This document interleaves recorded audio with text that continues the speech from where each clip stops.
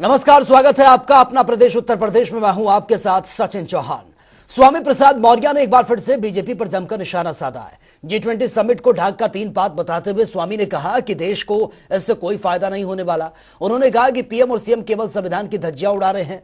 स्वामी प्रसाद मौर्य ने कहा कि बीजेपी सरकार में महंगाई, बेरोजगारी चरम पर है और आज हर वर्ग इस सरकार से परेशान है। पूरे देश में बड़े पैमाने पर बेरोजगारी का आलम है। देश का नौजवान बेरोजगारी की त्रासदी झेल रहा है। महंगाई से आम जनता की कमर टूट चुकी है। किसानों को लाभकारी मूल्य दिलाने का वादा करने वाली भाजपा सरकार आज तक तो लाभकारी मूल्य नहीं दिला पाई।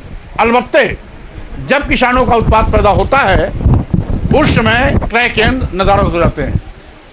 लोगों को अपना उत्पाद औने पौने दामों में बिचौलियों के माध्यम से खरीदना पड़ता है।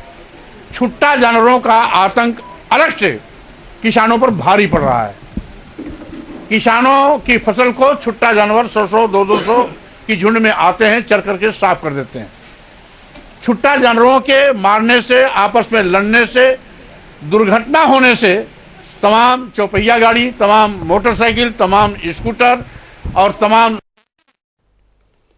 और वहीं भारत में G20 समिट का सफलतापूर्वक आयोजन यह किया गया था, जिसको लेकर दुनिया भर में भारत की जमकर तारीफ हो रही है। और इस बार G20 समिट में अफ्रीकन यूनियन G20 का सदस्य बना है। वहीं G20 को लेकर डिप्टी सीएम ब्रजेश पाठक का बयान भी सामने आया। उन्होंने कहा कि भारत के लिए बहुत बड़ी उपलब्धि है।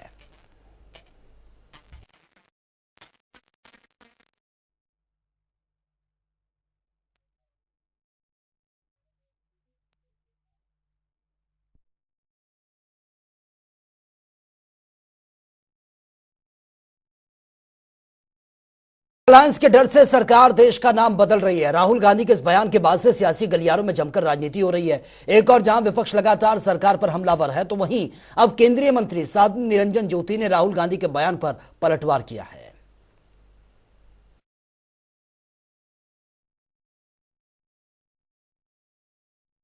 पूरे विश्व की बड़ी बड़ी शख्सियत इकट्ठे हो रही हैं, G20 हो रहा है। उस समय राहुल गांधी विदेश की धरती में जाकर के उन लोगों के सामने, जिन लोगों का भारत से कोई लेना देना नहीं है, उनके सामने बैठ करके मोदी जी की बुराई, मतलब भारत की बुराई, तुम्हारी लड़ाई है तो भारत के अंदर करो, लेकिन विश्व पटल में जा कर के जिस तरह की बयानबाजी कर रहे हैं, ये बहुत सोची समझी रणनीति के तहत इसी समय राहुल गांधी विदेश गए हैं। ये बहुत निंदनीय है, इसको कोई भी अच्छा नहीं कह रहा। और वहीं बसपा से निष्कासित सहारनपुर के कद्दावर नेता इमरान मसूद ने अपने अगले कदम को लेकर बड़ा ऐलान कर दिया है और आगामी लोकसभा चुनाव लड़ने की घोषणा कर दी है। दरअसल जिस दिन इमरान मसूद को पार्टी से निष्कासित किया गया था, उसी दिन ही उन्होंने कहा था कि 10 सितंबर को समर्थकों के साथ बैठक के बाद आगे का फैसला लिया जाएगा, जिसे लेकर आज इमरान मसूद ने समर्थकों के साथ बैठक की और इस दौरान उन्होंने राहुल गांधी और प्रियंका गांधी को दिल के करीब बता दिया, जिसे लेकर अब ये कयास लगाए जा रहे हैं कि इमरान मसूद जल्द ही इंडिया अलायंस में शामिल हो सकते हैं। कार्यकर्ताओं ने सबने सर्वसम्मति से तय किया कि हम सहारनपुर से लोकसभा चुनाव लड़ेंगे और जब साथियों ने तय किया है तो हम लड़ेंगे। हम पहले भी निर्दलीय लड़े, तो हम पार्टी से बात करेंगे। उन्होंने अधिकृत कर दिया कि आप राजनीतिक दलों से संपर्क करें। जो राजनीतिक दल हमारे साथ संपर्क में, मैं कोशिश करूंगा कि वो सब चीजें हो जाए, उसके बाद फैसला करेंगे। आपने कहा है हमारी किसी से कोई नाराजगी नहीं है, तो आपने सारे ऑप्शन खुले रखे हैं। हाँ, हमने सबके लिए, भैया राजनीति में नाराजगी रख के कोई फायदा नहीं होता, इसलिए सारे दरवाजे खोल के रखो। स्वतंत्रता संग्राम सेनानी और भारत रत्न से विभूषित पंडित गोविंद वल्लभ पंत को उनकी जयंती पर याद किया गया। वहीं सीएम योगी आदित्यनाथ ने भी उनकी पुण्यतिथि पर श्रद्धांजलि अर्पित की है। ये रिपोर्ट आप देखिए। देश को गुलामी की बेड़ियों से आजाद कराने में अनेकों क्रांतिकारियों का अतुलनीय योगदान रहा है।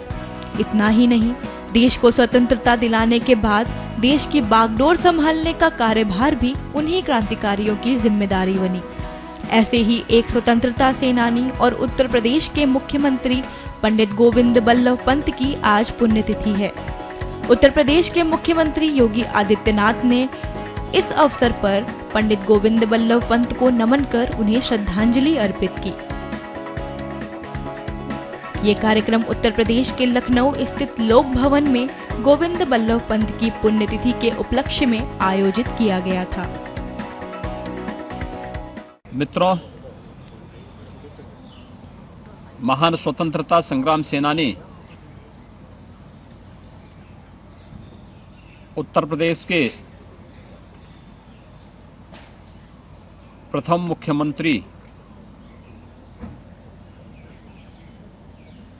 श्रद्धेय पंडित गोविंद बल्लभ पंत जी की आज पावन जयंती है। इस अवसर पर प्रदेशवासियों की ओर से उनकी स्मृतियों को स्मरण करते हुए मैं विनम्र श्रद्धांजलि अर्पित करता हूं। हम सब जानते हैं कि तत्कालीन उत्तर प्रदेश का ही भाग जो आज उत्तराखंड के रूप में है,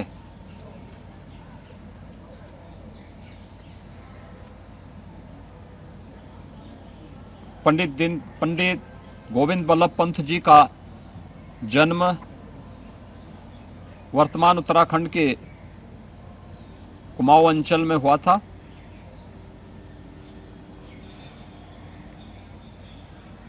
उच्च शिक्षा अर्जित करने के दौरान ही देश के स्वाधीनता आंदोलन में उन्होंने सक्रिय सहभागिता निभाई थी।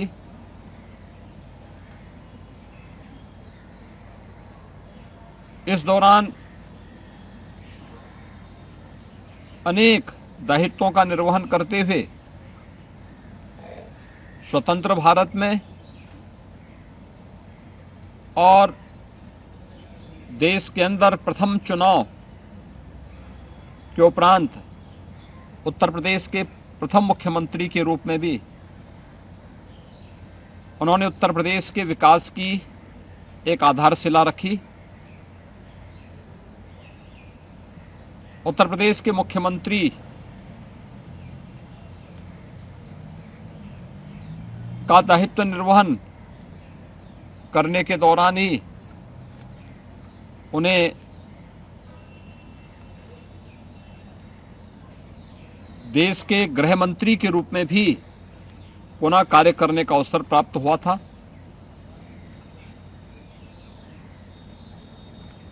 देश के लिए और देश की स्वाधीनता के लिए, प्रदेश के विकास के लिए, देश की आंतरिक सुरक्षा के लिए उनके प्रयासों को स्मरण करते हुए इस देश ने उन्हें अपने सर्वोच्च नागरिक अलंकरण भारत रत्न से भी सम्मानित किया था। आज पंडित गोविंद बल्लभ पंत जी की पावन जयंती है। इस अवसर पर मैं उनकी स्मृतियों को नमन करते हुए प्रदेश सरकार और प्रदेशवासियों की ओर से उन्हें विनम्र श्रद्धांजलि अर्पित करता हूं। आपको बता दें कि पंडित गोविंद बल्लभ पंत का जन्म 10 सितंबर 1887 को अल्मोड़ा में हुआ था, जो वर्तमान में उत्तराखंड राज्य में है। उन्होंने 15 अगस्त 1947 से 27 मई 1954 तक उत्तर प्रदेश के मुख्यमंत्री के रूप में अपनी सेवाएं दी। भारत के प्रथम राष्ट्रपति डॉक्टर राजेंद्र प्रसाद ने पंडित गोविंद बल्लभ पंत को 1947 में उनके स्वतंत्रता संग्राम में अतुलनीय योगदान, उत्तर प्रदेश के मुख्यमंत्री तथा भारत के गृह मंत्री के रूप में उत्कृष्ट कार्यों के लिए भारत रत्न से सम्मानित किया था।